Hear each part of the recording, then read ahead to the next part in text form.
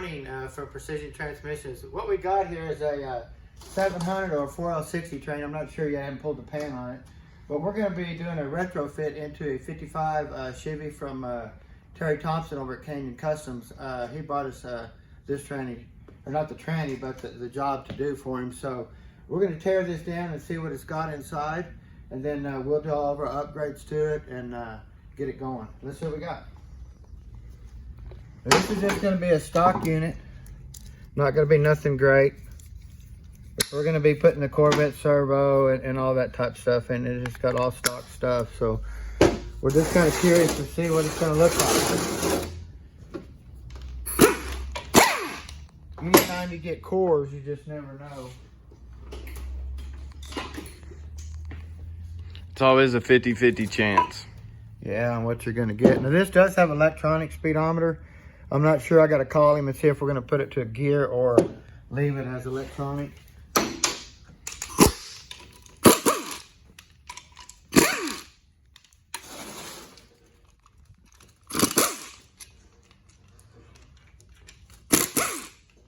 this could come out of a Trans Am or something because it's got the mounts for the torque arm in the back on the tail housing.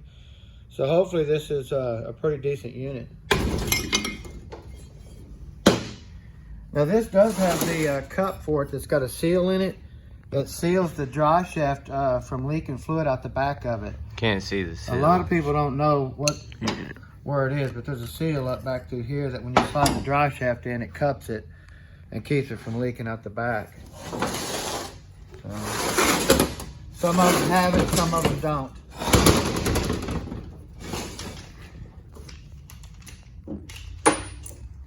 We love getting these cores. We buy them not knowing what they're going to look like. They usually got water in them. They usually got a little bit of everything in them.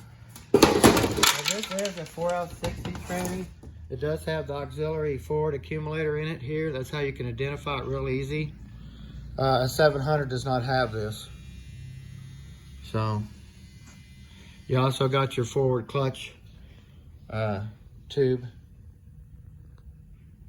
So you got your temperature sensor. You got your 4th gear switch that tells the computer that it went into 4th gear. And then you have your lockup solenoid right here. You've always heard of TV pressure. This is your TV valve. When you push on the gas pedal, it pulls this cable right here and moves your TV valve right here. Let's get this apart, see what else we have in here. Yummy.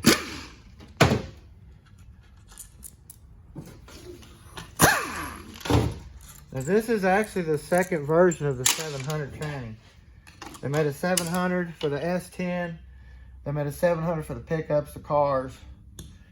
And then they went to the 4L60 because they had complaints about going into gear and drive and stuff like that. So they added this forward accumulator right here to soften up the engagement when you put it in drive.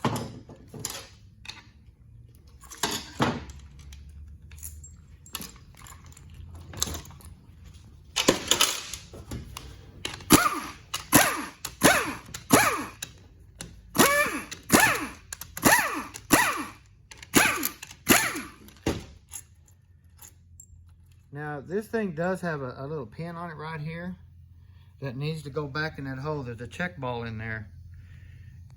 If you don't get that line back up when you put this on there, it won't work right because it's got to lift that check ball up when it comes to a stop.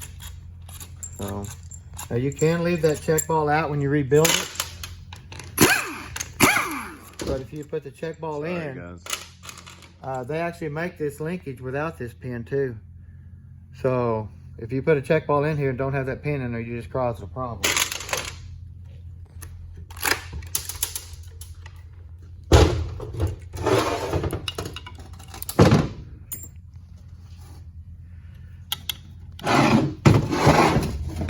Of course, this is the valve body. Got all your shift valves and stuff like that in it. Pretty amazing. Somebody thought about how to make that thing. Pretty smart back in the day. This is your 1-2 accumulator right here. 4L60Es, they're usually upside down. You won't see the spring, it'll be on the bottom. So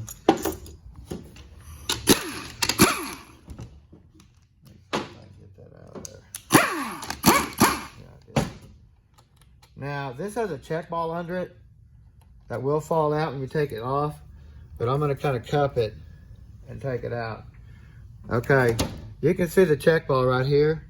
Now some of them have a retainer that holds it in where it won't fall out, and this one does. You can see the little fingers on it. Well, some of them don't have that retainer, so when that ball falls out, you need to put it back in there when you put the tranny back together. But some of them will fall out, some of them won't. But you want to look for that.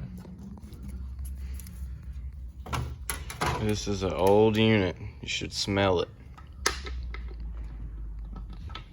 This is your 4th gear band accumulator.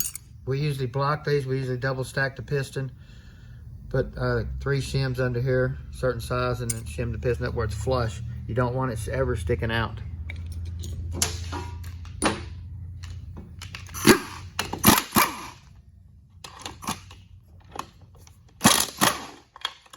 Now we're going to get this tranny built before the car shows up because it's a really nice car.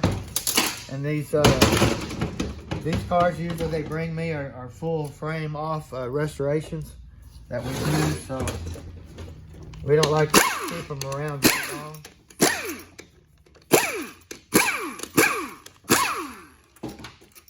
And this is a shop, it's called Canyon Customs, owned by Terry Thompson. Go check them guys out. Yeah, they do some really nice work over there. And we'll get this apart, see if it's a 13 vein pump. Normally it'll have an indentation, say 13 vein, right in writing right there in big letters. You can't miss it. This one doesn't have it, but the kit that we put in here, we can upgrade this pump to a 13 vein if it doesn't have it. And look into it real quick to see what we got. Yeah, it's a really stinker. Man, it stinks worse than I took that. Oh, it does. Bad. This is just a 10 vein. Now we'll replace all this slide here and all the paddles and stuff in here and put a 13 vein in there. And that's all you have to do to modify it. You don't have to do anything to the pump at all to make it work. But this is just stains. There's really no really nice. no rough spots or anything. It's just a stain from the water and the rust. Really nice. So stator looks good. We'll acid dip all this and it'll look brand new when we get it done. So sweet. before you take this drum out and just grab and jerk it, you want to get this anchor out of here. There's an anchor right there, just how I took it out of that band. Right there. And then you can pull it out with a magnet right here. And this is it. What that looks like. It sets right down this hole. If you don't pull that out, it makes this drum almost impossible to get out. But if you pull it out, you pull it out that easy. If you don't, the band will hang right here on this lip, and you just can't get it out. I mean, you'll jerk it, and you'll get blue in the face. So this is just a stock band. Our band that we put in is about 1 inch wider. A lot better material on it and stuff.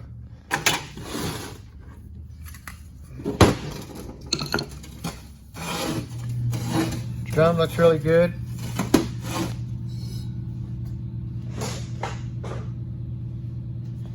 Look at the reverse clutch here. Now they did on these here, they did change the clutch thickness and the design of it. And they went to a bevel plate right here with aluminum piston. This plate's bevel instead of flat and wavy. And then they added thinner clutches here, but the steels are the same thickness, but the clutches are different. And then this piston's got a hole in it here where the other one's got a metal piston with a check ball. The check ball is physically in the drum. So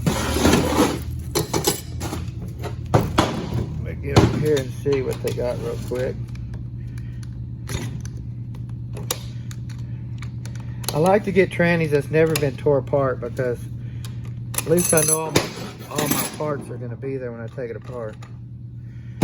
Now this has still got the load springs in, which is really nice. Must. You have to put these back in, and you want to check the distance. About 1/8 of an inch, these springs need to be sticking above this holder right here.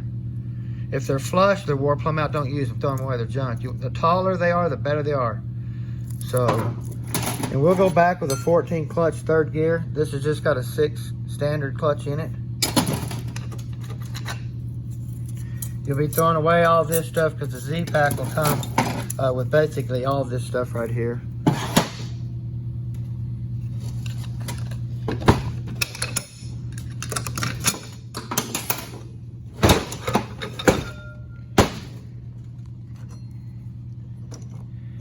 This is your forward sprag assembly. It's a bearing that spins one way and locks the other.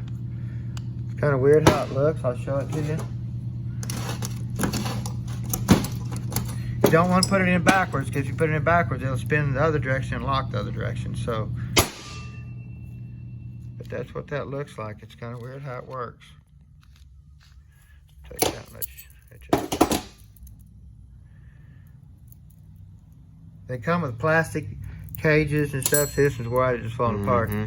But they come with metal cages, double metal cages. You want to look in here around this race right here for any type of dents, where it's been chattering, where it's grabbing, any kind of a groove where these thrust washers run on the inner.